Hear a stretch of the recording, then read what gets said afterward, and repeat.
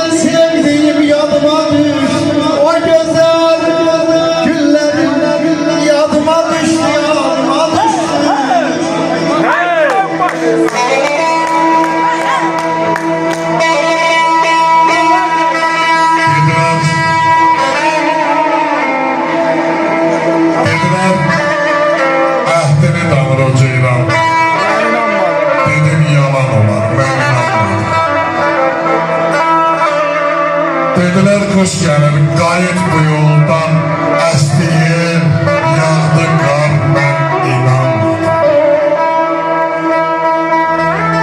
Dediler gözleme o gül yanağı, ha dedim yüreğime çekmeyin dağı. Ha dediler toydu bir akşam çağı, dindi saz, öttü tar, ben inanmadım. Allah'tan kendimi değilsinse de başka bir gözleri sarmadım ya da günahkar sen oldun bir iki dünyada. Sonradan